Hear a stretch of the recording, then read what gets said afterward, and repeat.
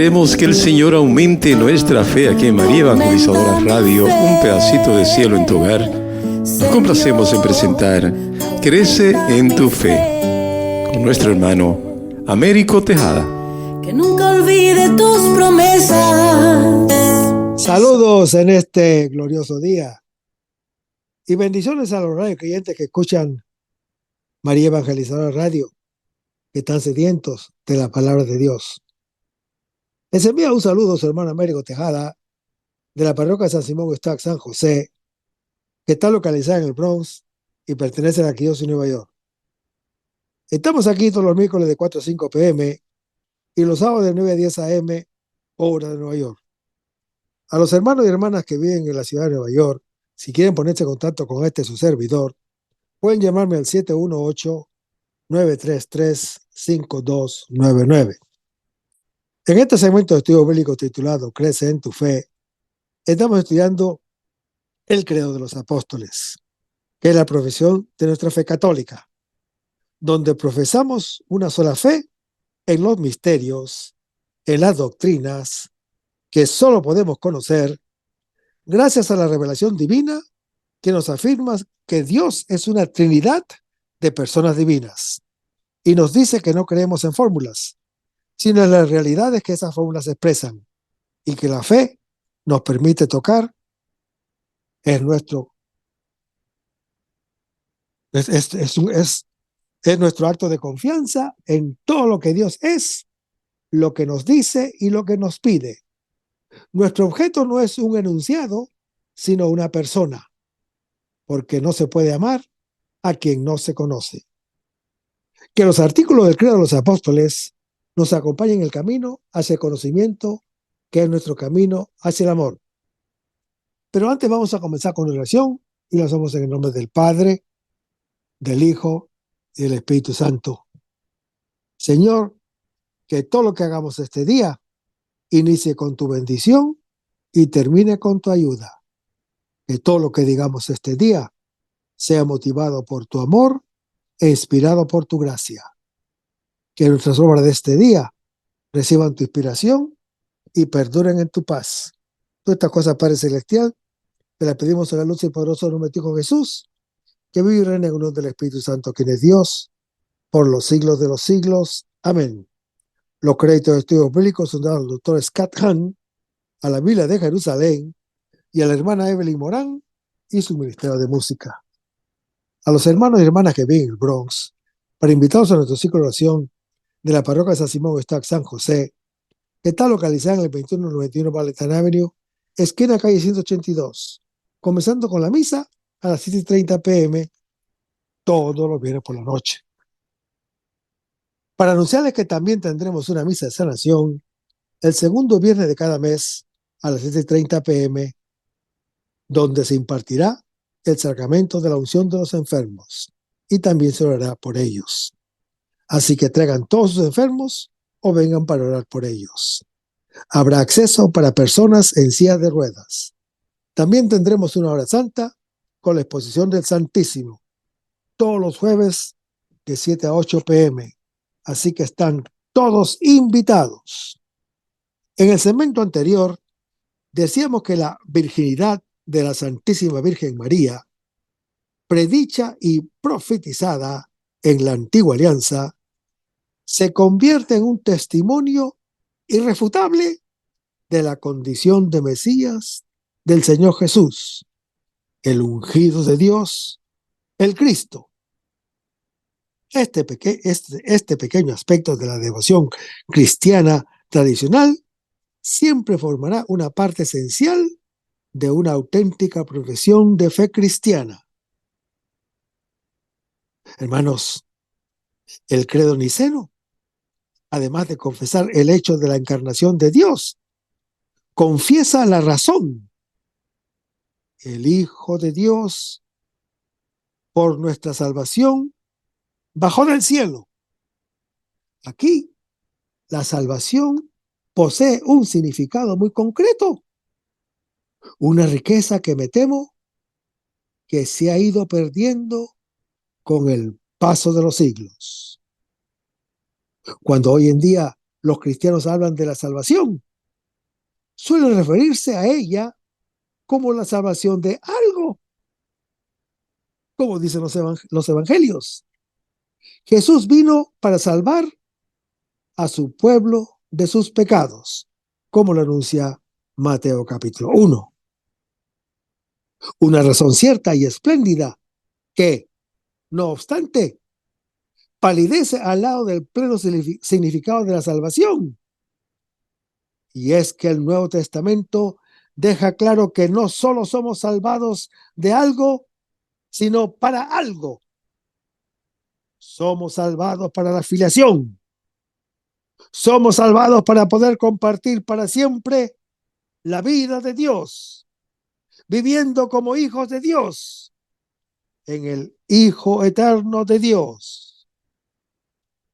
Hermanos, el perdón de los pecados es una condición previa necesaria, pero solo es el principio. Basándose en el Nuevo Testamento, los padres de la iglesia se refieren a la salvación como un intercambio inspirado en la gracia.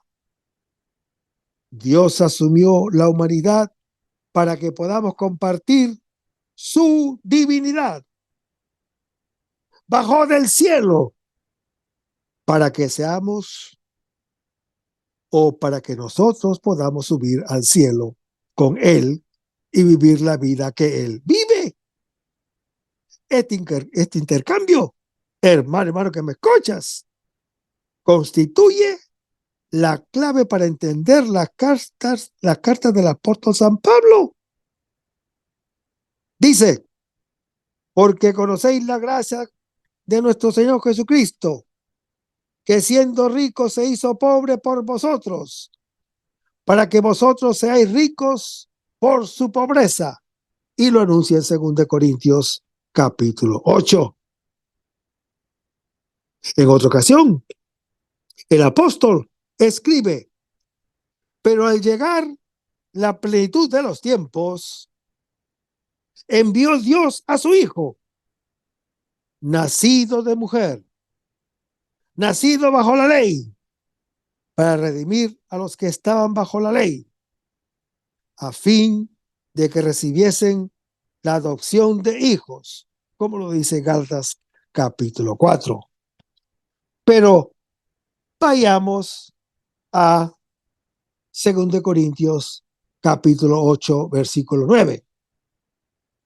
Hermanos, en este pasaje bíblico se habla de la colecta para los pobres y la generosidad de los macedonios.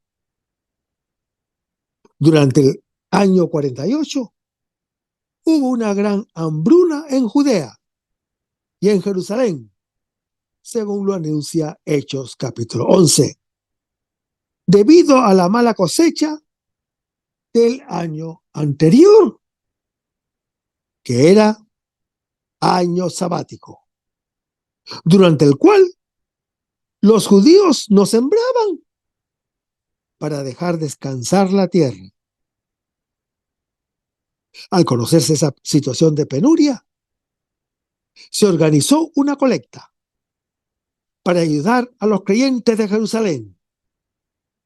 Más tarde, con ocasión del encuentro de Jerusalén, el apóstol San Pablo prometió que no olvidaría a los fieles de Jerusalén cuando misionaría entre los paganos, según lo anuncia en Gálatas capítulo 2. Aquí invita a las iglesias de Corinto y de la provincia que hagan esa colecta que ellos ya habían decidido hacer. Aquí, el apóstol San Pablo no emplea la palabra colecta. Habla más bien de generosidad en el don. Habla de servicio. Habla de obra bendita, pues es mayor la gracia para el que da que para el que recibe. Hermanos, el apóstol San Pablo pone mucha atención en que la colecta se haga como se debe, pues se trata de sumas importantes. Se hará bajo la supervisión de los que gozan de la confianza de la comunidad. Los creyentes de Macedonia constituyen un ejemplo admirable de magnanimidad. Podían haberse sentido disculpados de ayudar a sus hermanos pensando en su propia pobreza. Sin embargo, fueron espléndidos en la limosna. Hermanos, la gracia que Dios dio en las iglesias de Macedonia ha sido eficaz y continúa dando frutos al convertirse al cristianismo. Los macedonios tuvieron que sufrir, entre otras cosas, la tribulación de la pobreza, pero esta y la abundancia de su alegría florecieron en la riqueza de su generosidad. Se trata de una riqueza moral y espiritual, según lo anuncia Filipenses capítulo 4. El apóstol San Pablo no quería tal vez comprometer a esas iglesias pobres. Sin embargo, los macedonios pidieron con insistencia participar en este ministerio de caridad. Las donaciones materiales no son sino signo exterior de una entrega interior de la persona misma a Dios y al apóstol para ayudarle en ese servicio. Y todo eso obedece a la voluntad de Dios. Hermanos, el apóstol San Pablo invita luego a los corintios a descollar en esa obra de caridad, ya que sobresalen en todo, y enumera algunos carismas de esa iglesia, como la fe, como la palabra, como la ciencia, como la diligencia y el amor, según lo anuncia el mismo apóstol en 1 Corintios capítulo 1. Hay dos motivos para ser generosos. Primero, el celo de los macedonios. Segundo, el ejemplo de nuestro Señor Jesucristo. El apóstol San Pablo acude con frecuencia al ejemplo del Señor Jesús para fundar la moral cristiana, como cuando dijo: tengan entre ustedes los mismos sentimientos de Cristo, cuando lo dijo en Filipenses capítulo 2.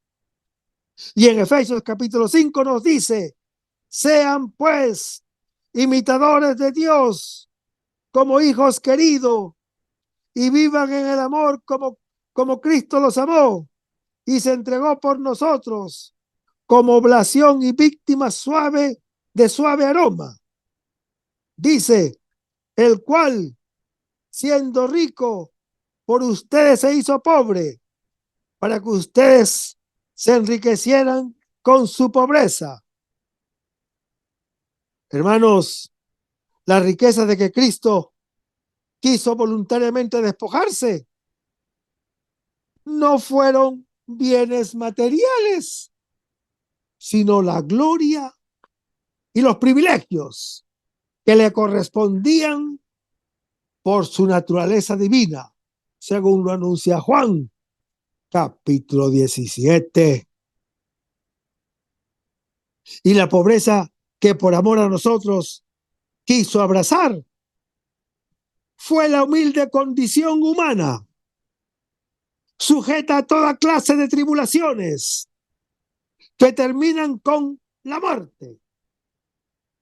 Hermanos, Cristo se hizo pobre, aceptando el radical empobrecimiento de una muerte degradante, en la que fue despojado de todo. Su riqueza es su comunión con el Padre Celestial. La motivación de los comportamientos cristianos es el ejemplo de Cristo, cuando Él mismo nos dijo: el Hijo del Hombre no tiene dónde reclinar la cabeza. Y lo dice en Mateo capítulo 8.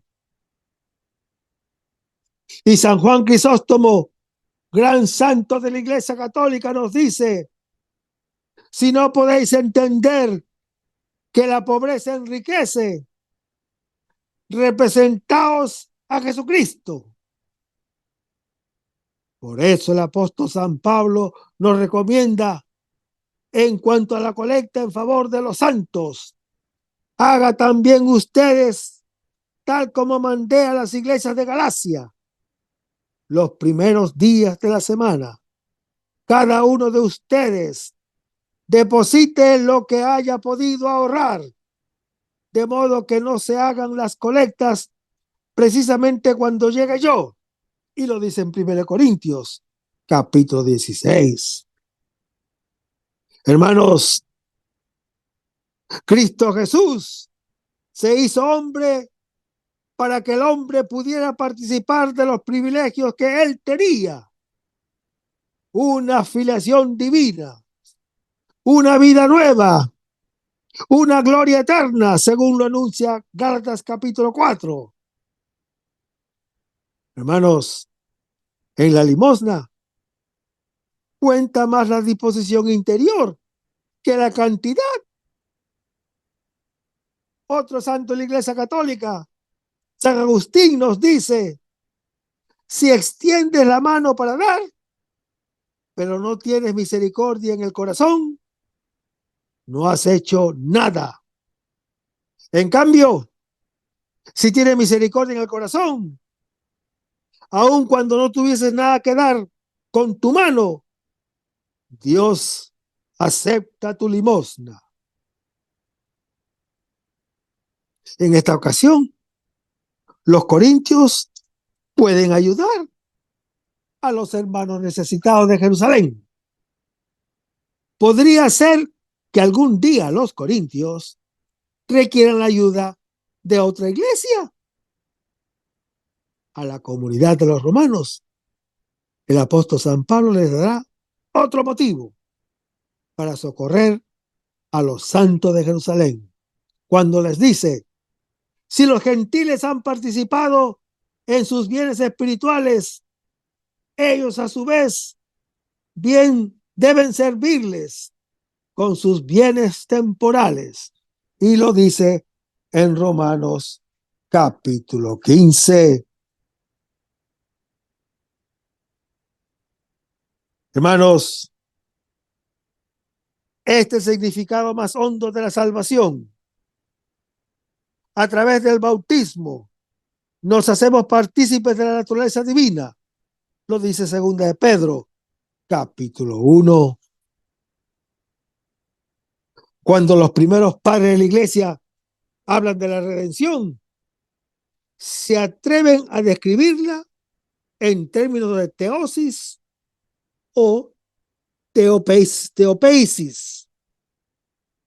divinización y deificación. Habría bastado con que Dios se limitara a salvarnos de nuestros pecados. De hecho, es el mayor don que podemos imaginar. No obstante, hermano que me escuchas, Dios decidió traspasar los límites de nuestra imaginación cuando bajó del cielo para salvarnos. No solo se hizo como nosotros, y no solo nos salvó de nuestros pecados, sino que nos hizo como Él. en los años que separan el Concilio de Nicea del de Constantinopla, San Atanasio, otro santo de la Iglesia Católica, planteó así el asunto cuando nos dice: el Hijo de Dios se hizo hombre para hacernos Dios y nos ha hecho hijos del Padre y ha deificado a los hombres haciéndose hombre.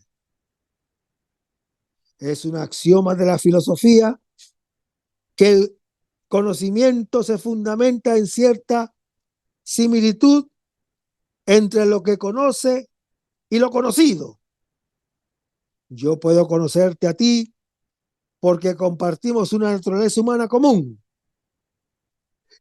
Puedo conocer el queso porque es una sustancia material igual que yo y está compuesto de carbono, hidrógeno y oxígeno, igual que yo. Pero Dios no se parece a nosotros ni a ninguna otra cosa que conozcamos. Es eternamente otro, el creador que trasciende toda la creación. De él solo sabemos lo que en su misericordia nos ha revelado. Pero en su misericordia se ha revelado plenamente en Jesucristo. En su misericordia nos ha dado como una gracia inmerecida la semejanza con él a través de Cristo. Y en Cristo llegamos a conocer al Hijo de Dios, viviendo su vida, la vida de un hijo de Dios. Hemos sido deidificados, hemos sido divinizados. ¿A qué otra cosa se podría referir el Señor Jesús cuando dijo, citando el Salmo, sois dioses, como está en Juan capítulo 10, versículo 34? Hermanos, en este pasaje bíblico, el Señor Jesús revela su propia identidad y la decisión de los judíos de matar al Señor Jesús. Dice, yo y el Padre somos uno. Replica el Señor Jesús a sus adversarios que lo someten a un interrogatorio. Esta afirmación es una de las revelaciones más elevadas del Evangelio y del Nuevo Testamento en relación a la persona del Señor Jesús, que afirma categóricamente la unidad de poder y operación entre el Padre Celestial y el Hijo de Dios. Hermanos, esa igualdad de poder supone, por otra parte, una unidad sustancial. Otro santo de la Iglesia Católica, Santo Tomás de Aquino, puede concluir cuando nos dice, por lo tanto, el Padre y el Hijo son uno por naturaleza, honor y poder. Cristo manifiesta la identidad sustancial entre él y el Padre. Antes había proclamado a Dios como Padre suyo, haciéndose igual a Dios en Juan capítulo 5. Por esto, los judíos habían pensado varias veces en darle muerte. Hermanos, esta unión entre el Padre Celestial y el Hijo de Dios puede y debe ser participada por los hombres. El Señor Jesús orará a su Padre para que entre sus discípulos se realice una unidad mutua y circular que va del Padre al Hijo, de Jesús a los creyentes y de los creyentes entre sí, de ellos con Jesús y de Jesús con el Padre, según lo anuncia Juan capítulo 17. Los judíos adivinan en las palabras de Jesús una pretensión a hacerse Dios. Eso es una blasfemia y, como tal, objeto de lapidación, según lo anuncia Levítico capítulo 24. Esta última confrontación ocurre en tiempo de invierno, en el frío, o mejor, en medio de la tempestad que preludia la pasión. Hermanos, el destino del Señor Jesús, marcado ya desde el principio, es querido y provocado por Él mismo, que es quien toma la iniciativa, anticipando en este punto los cargos que se le imputan al Señor Jesús. El evangelista describe claramente el motivo de la condenación. El proceso es el escenario propio y propicio para dar testimonio de la verdad. La verdad de Jesús reside en su condición de Cristo e Hijo de Dios. Su condición de Cristo en cuanto Hijo de Dios. Su sentencia a muerte se funda en una inaudita osadía de presentar un Cristo y un Dios otro del que nosotros pensamos. La concepción que se tenía entonces, que en el fondo sigue vigente, de Dios y de su Mesías, responde a la imagen de alguien capaz de imponerse sobre todos, dotado de una fuerza tal que le permite vencer y aniquilar todo poder adverso, comprendidas la enfermedad y la muerte.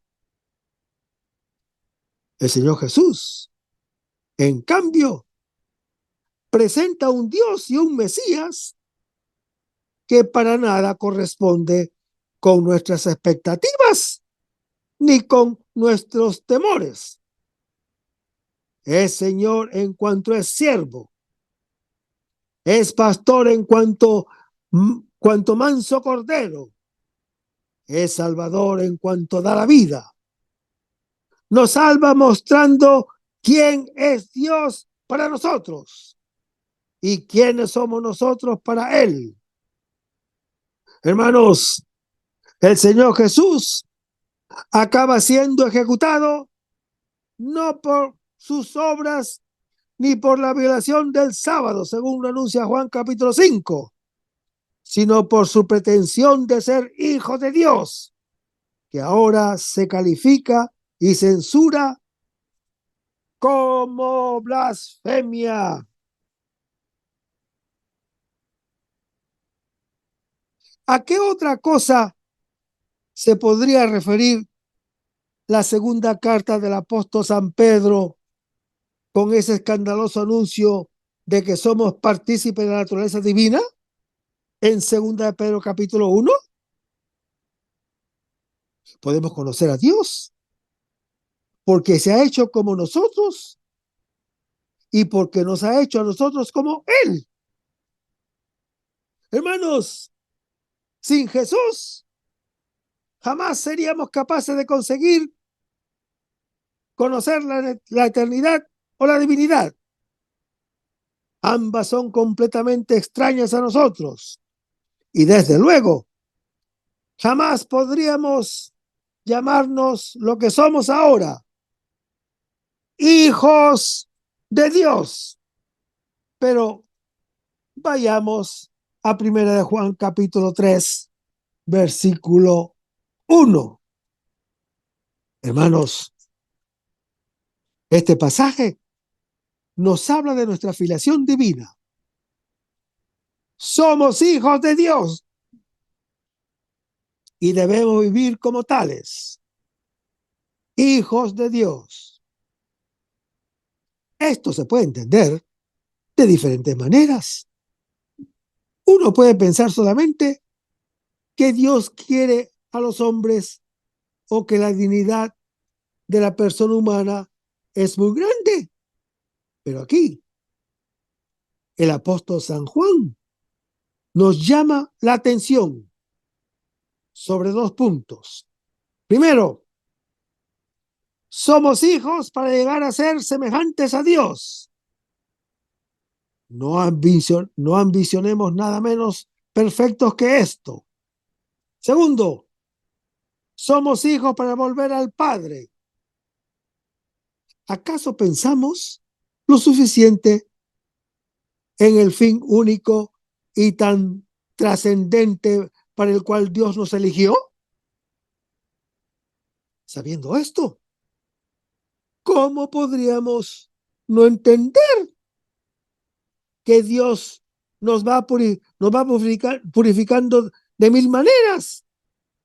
Porque solamente así llegaremos a nuestro fin. Hermanos, esa es la gran osadía de la fe cristiana. Proclamar el valor y la dignidad de la humana naturaleza y afirmar que, mediante la gracia que nos eleva al orden sobrenatural, hemos sido creados para alcanzar la dignidad de hijos de Dios.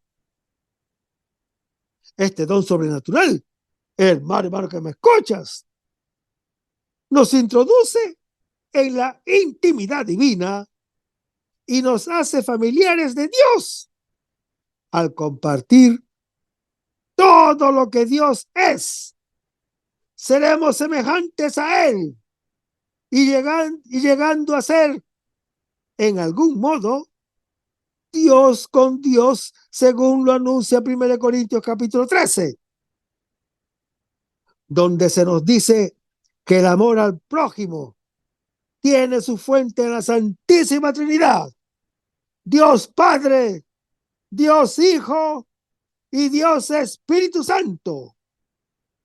Los que ahora viven en Cristo, los que viven en Cristo una vida de sufrimiento, serán transfigurados como Él, según lo anuncia Marcos capítulo 9.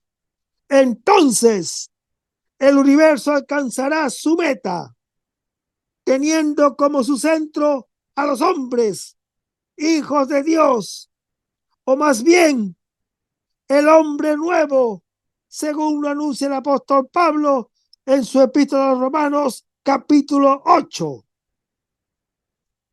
Parece exagerado, pero ser hijos de Dios no es algo de fantasía. Realmente hemos empezado una vida en la verdad y en el amor. San Juan describe este conocimiento recíproco entre nosotros y Dios en términos profundos y poéticos. Lo que existía desde el principio, lo que hemos oído, lo que hemos visto con nuestros ojos, lo que hemos contemplado y han palpado nuestras manos a propósito del verbo de la vida. Pues la vida se ha manifestado, nosotros la hemos visto y damos testimonio, y os anunciamos la vida eterna, que estaba junto al Padre y que se nos ha manifestado. Lo que hemos visto y oído, os lo anunciamos para que también vosotros estéis en comunión con nosotros. Y nuestra comunión es con el Padre y con su Hijo Jesucristo. Pero vayamos a Primera de Juan, capítulo 1, versículos 1 al 3. Hermanos, aquí se habla de la palabra encarnada por medio de la comunión o por medio de comunión con el Padre y el Hijo. El apóstol San Juan no narrará milagros, ni revelaciones, ni secretos celosamente guardados por algunos iniciados. La verdad que cuenta es a la vez más sencilla y divina que todo eso. Dios, vida eterna, ha venido a convivir con los hombres por medio de su palabra divina en el tiempo de Cristo y de los apóstoles. El mundo romano estaba agitado por profundas inquietudes religiosas, y de Asia, la provincia donde vivía Juan, salían numerosas religiones y doctrinas que procuraban satisfacer la sed de verdad y de amor de los hombres. El apóstol San Juan opone a todas esas teorías la certeza del testigo cuando dice: nosotros hemos tocado y visto. Hermanos, la vida se revela como un don del Padre Celestial, como un renacer del hombre que ya no sabía esperar, como una sonrisa divina, la visita inesperada del que viene a compartir la vida de los hombres. Hermanos, la vida no se encuentra en los libros, sino que aquellos que la han encontrado y tienen experiencia de ella, antes que en nosotros pueden despertarnos. El Señor Jesús es el Verbo, el Señor Jesús es el Logos, el Señor Jesús es la palabra de vida que se ha manifestado a los hombres. La finalidad del testimonio del autor sagrado acerca de Cristo es doble: la comunión y el gozo completo, la comunión con los apóstoles, expresada con el término técnico koinonía. Implica, en primer lugar, tener la misma fe de quienes convivieron con Jesucristo. El gozo completo es fruto de la unión con Dios. Este prólogo tiene evidentes parecidos con el del cuarto evangelio, donde se lee: en el principio existía la palabra, en Juan capítulo 1. Hermanos, la palabra de Dios era fuente de vida, que ya había sido anunciada en el Torá y en el Pentateuco judío, donde se lee: porque no es una palabra vana para ustedes, sino que es su vida, y por esta palabra prolongarán sus días en la tierra. Lo anuncia Deuteronomio en su capítulo 32.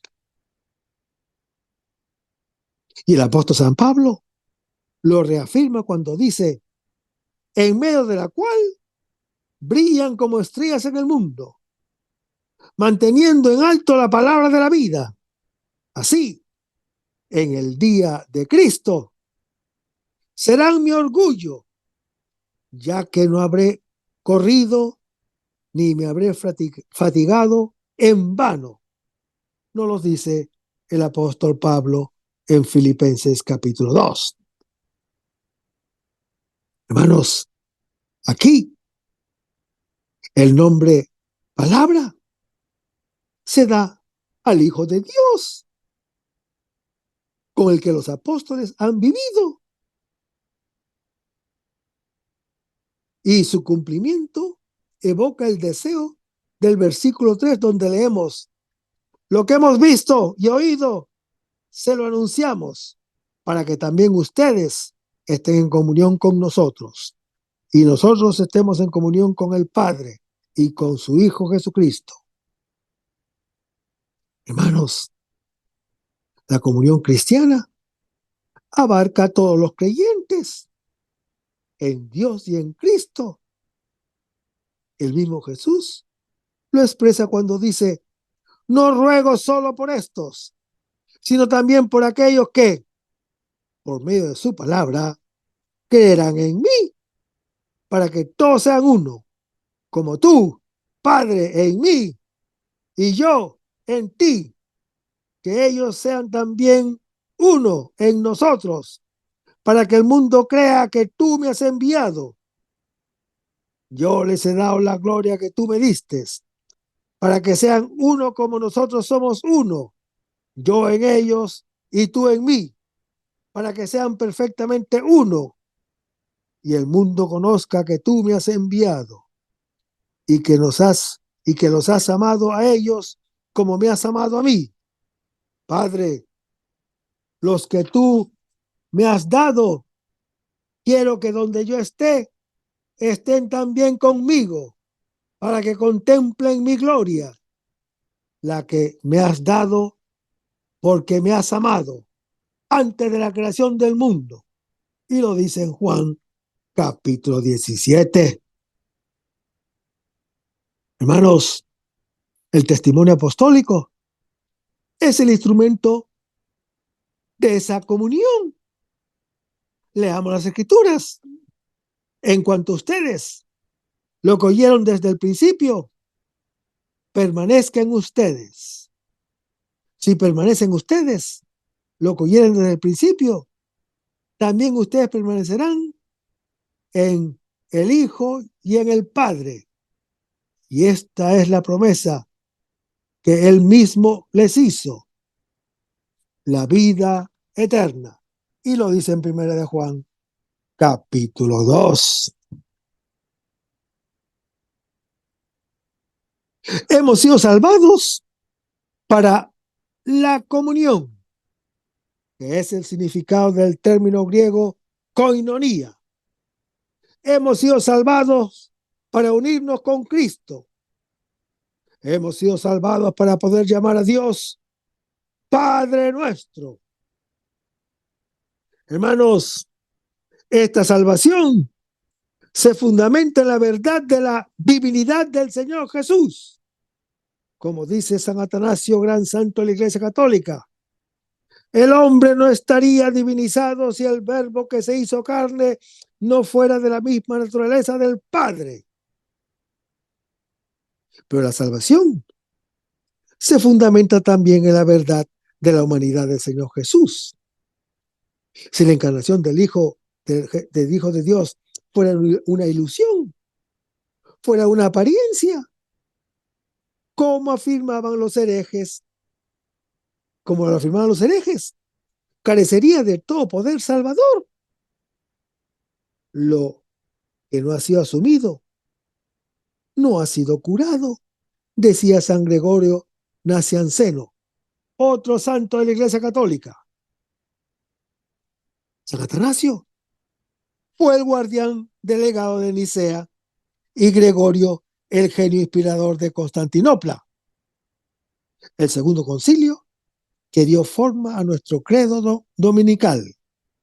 Si queremos ser fieles a la fe que ambos expresan, hemos de saber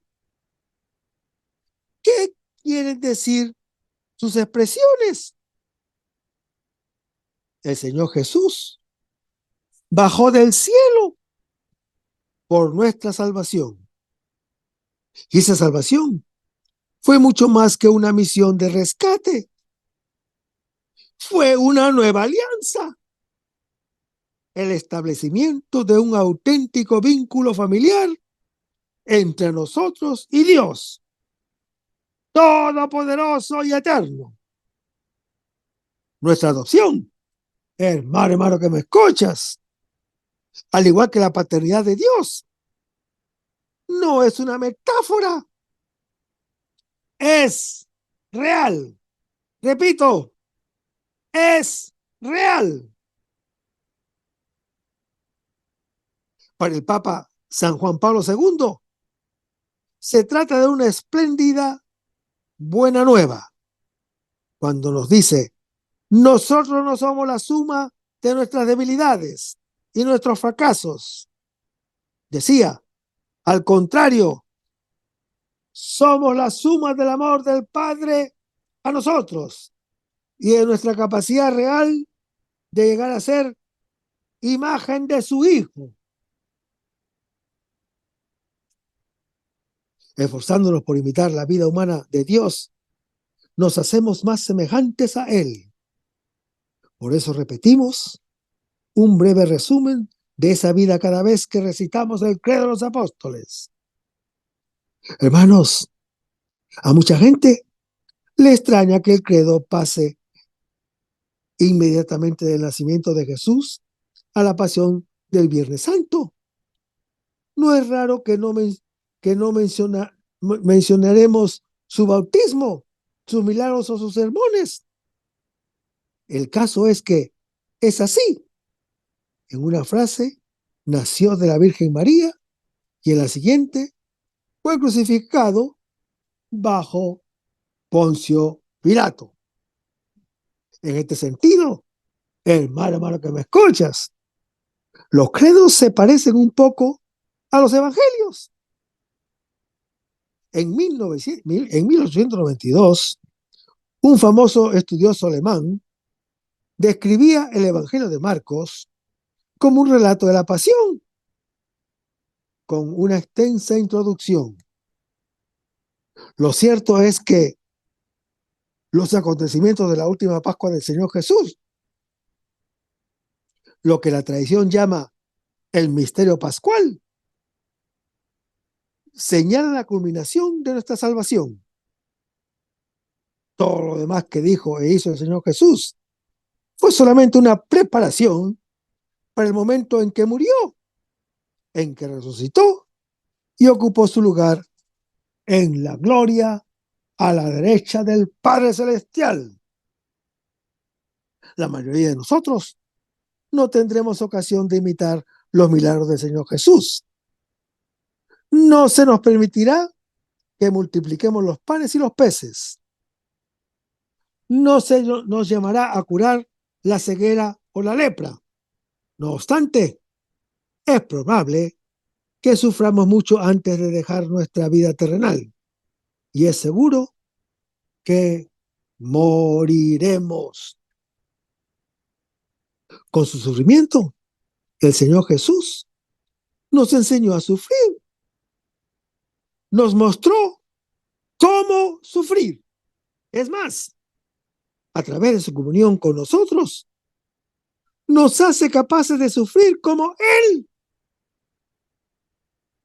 Dota a nuestro sufrimiento de un poder salvífico.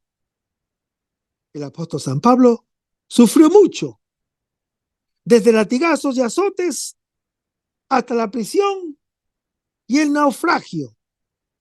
Y aún así, podía decir con absoluta sinceridad: ahora me alegro de mis padecimientos por vosotros y completo en mi carne lo que falta a los sufrimientos de Cristo, en beneficio de su cuerpo, que es la Iglesia, como lo anuncia en Colosenses capítulo 1. Y el resto, hermano que me escuchas, lo vamos a ver en el próximo segmento. Manténganse en sintonía. Vamos a despedirnos con una oración y lo hacemos en el nombre del Padre, del Hijo y del Espíritu Santo. Señor Jesús, ayúdanos a conservar el fervor espiritual, la dulce confortable alegría de evangelizar incluso cuando hay que sembrar entre lágrimas, como Juan el Bautista, como lo hicieron los apóstoles Pedro y Pablo y los otros apóstoles, y también esa gran multitud de evangelizadores que se han sucedido a lo largo de la historia de la Iglesia Católica, con un ímpetu interior que nada ni nadie sea capaz de extinguir. Señor Jesús, que sea esta la mayor alegría de nuestras vidas entregadas al Evangelio. Y ojalá que el mundo actual pueda así recibir la buena nueva de tu Evangelio, porque tenemos la tarea de anunciar el reino de Dios y de implantar tu iglesia en este mundo que todavía no te conocen. Toda esta cosa Padre Celestial, te la pedimos en el dulce y poderoso nombre de tu Hijo Jesús, que vive y reina en unión del Espíritu Santo, quien es Dios, por los siglos de los siglos. Amén. Hasta el próximo segmento. Que el Señor nos bendiga. Aumenta mi fe, Señor, aumenta mi fe. Aumenta mi fe, Señor, aumenta mi fe. Que nunca olvide tus promesas, que nunca olvide tus palabras, que Él lo crea, que no lo dude jamás. Tu palabra me dice: todo el que pide se le dará, y el que toque a la puerta se le abrirá. Todo es posible para ti, Señor.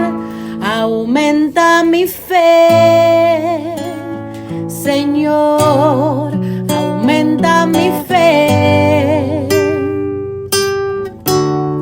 Aumenta mi fe, Señor, aumenta mi fe. Aumenta mi fe, aumenta mi fe, aumenta mi fe, aumenta mi fe, aumenta mi fe, aumenta mi fe, aumenta mi fe, aumenta mi fe, Señor.